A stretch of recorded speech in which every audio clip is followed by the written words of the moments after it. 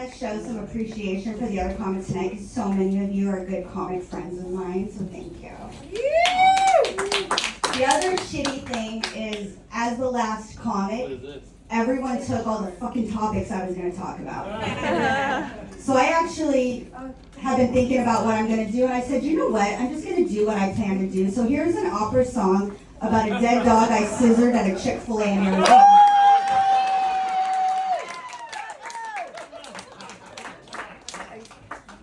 What are you guys doing?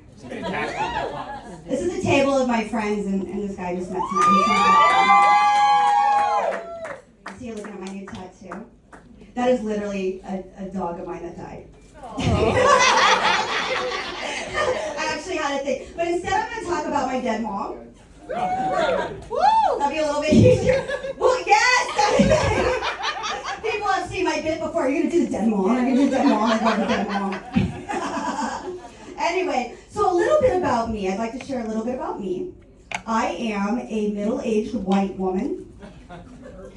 And I just learned this morning because I walked into my bank and a guy working there came up to me and told me so.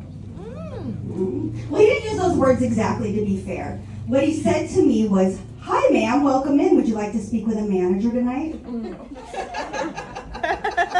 I hadn't even opened my mouth yet. Turns out he thought that I had an appointment with a banking manager to open a home loan line of credit. Yeah, and I was like, wait, are you telling me that you think that I look like I can afford a house? That'll teach you a stereotype, because the only reason I even walked in the bank to begin with is because I needed cash and I didn't have enough money in my checking account to pull it out of the ATM.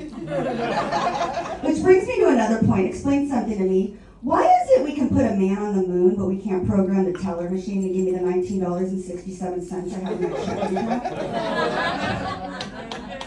You guys are a great looking audience. You really are. Yeah, hold on. Wait. Thank you. Hold on.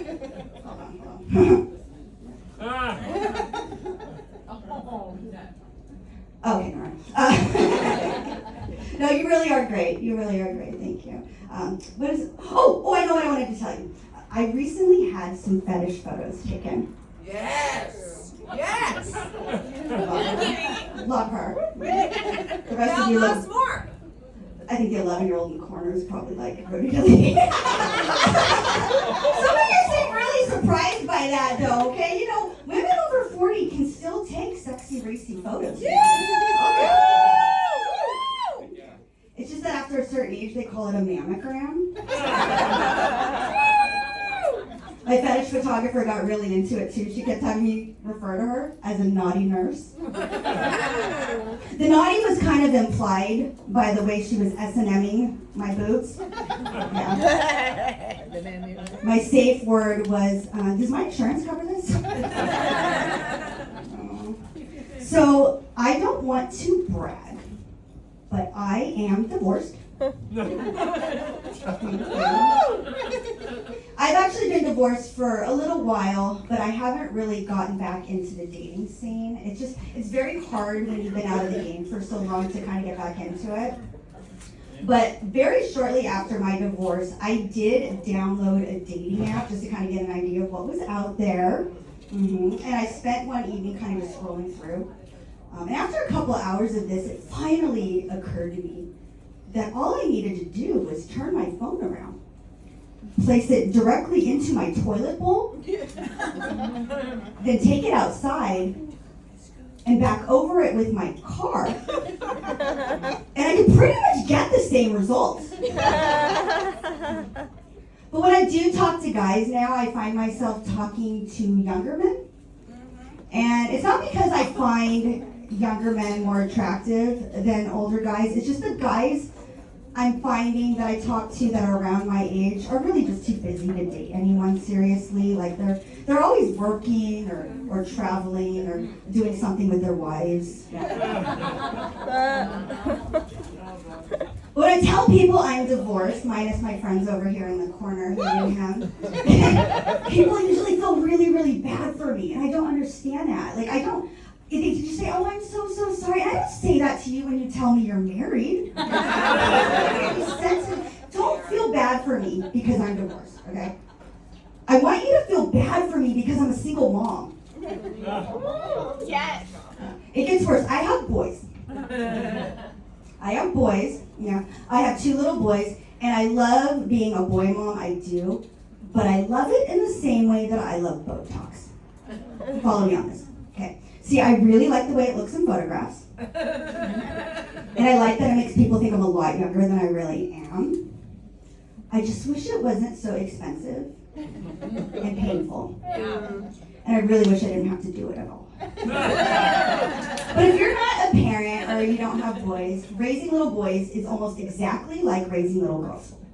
Except everything around you is on fire. I'm not talking figuratively. I literally once tried to take a shower while my kids were still awake, and I wasn't in there for 3 minutes before my smoke alarm went off.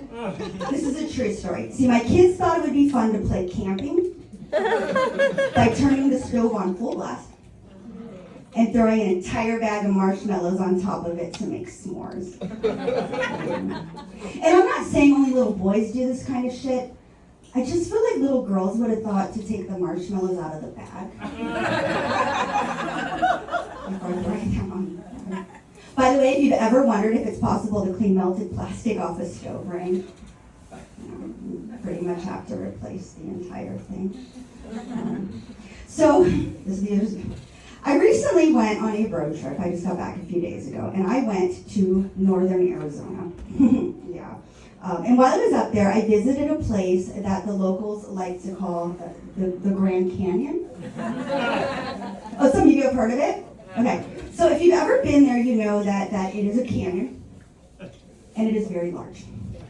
They're not kidding with the name of this place, you guys. Okay, it goes for miles and miles, right?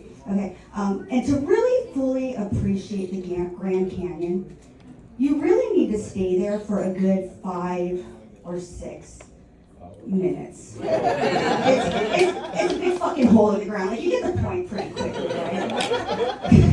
But the thing that I found really fascinating about the Grand Canyon, you can walk right up to the edge of it, right? And you can just stand on any number of teeny tiny little precipices, right? And there's nothing to stop you, right? There's no signs, there's no fences. They literally just let Darwinism do their thing there, right? It just jumps out over thousands and thousands of feet. And as I'm standing there and I'm walking around and I'm watching these people who are literally standing on the edge of the world, looking at this absolutely majestic wonder of nature, I realized that this is a really, really great place to commit a murder.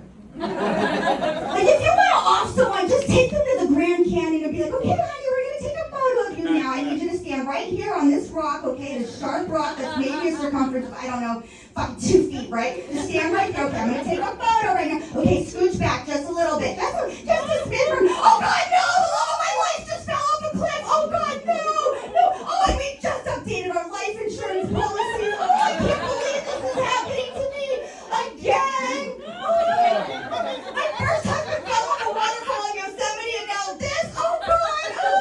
Oh. End scene.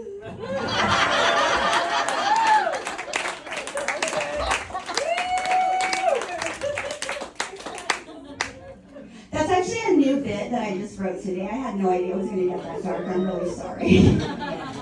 That just went left, yeah.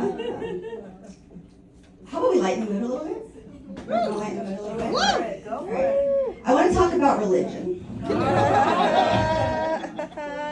I want to do a survey. So raise your beer or your glass of wine or whatever alcohol you're drinking if you are Mormon. No Mormons in here tonight. Okay. Good. This is fantastic. Okay. So I absolutely love Mormons, and normally when I tell this joke, if there's any Mormons in the audience, they tend to laugh the loudest, probably because they're sober and can actually hear what I'm saying.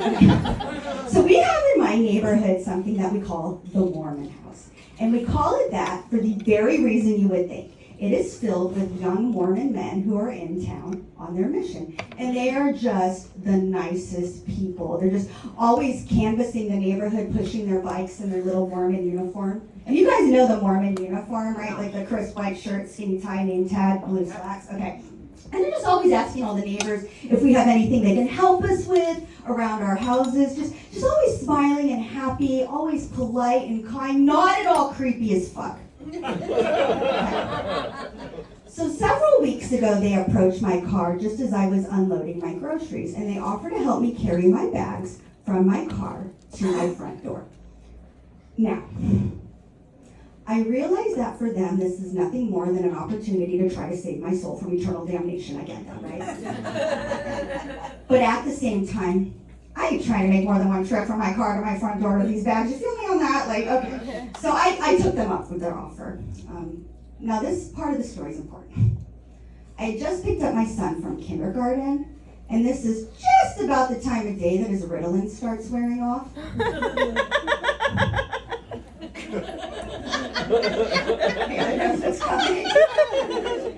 So we get to my front door, we put the bags down, and before these nice little Mormon guys can even get the pamphlet with the little mini Bible like out of their pocket, I can see it in my kid's face, like the attention deficit hyperactivity. It's just about to explode out of him, right? And as they start talking, and then suddenly I hear interrupting, "Hi! My name is Cody. What's your name? Do you have a boy name? I have a friend. His name is Taylor, and he's a boy. My other friend with the name Taylor is girl. Why are you wearing that? Is that your Halloween costume? I know everything about Pokemon. Do you want to know some facts about Pokemon water types? Oh, I can skateboard. Do you want to see? Are you guys brothers? I have a little brother. He likes dinosaurs. His favorite dinosaur is the Ankylosaurus. My uncle told me that God isn't real and religion is just a way for the government to control us. Hey, do you want to come inside my house and see my toys? Where are you guys going?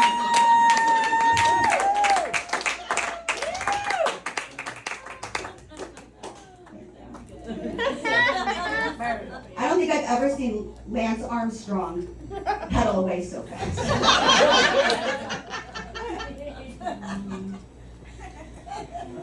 So I want to talk about, so I read a book recently. Okay, let me see. I read a book recently. Thank you. All right, I listened to the audio version of the book. It was an article. On Reddit, it was a TikTok. Anyway, the guy on there listed the 20 whitest boy names in the nation. And coming in at number 5 was the name Cody. And I've already told you that's my oldest son's name. But there's more. My younger son's name is Wyatt. And that made the list at number 4. So you guys, I never thought that either of my boys would break into the top 5 of the nation or anything. Like I knew eventually their white privilege would do something. But I always thought it would be way older when they started getting arrested.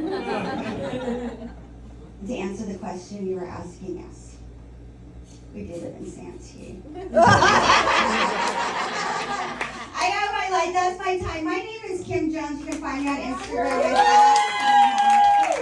You guys are awesome. Thank you so much.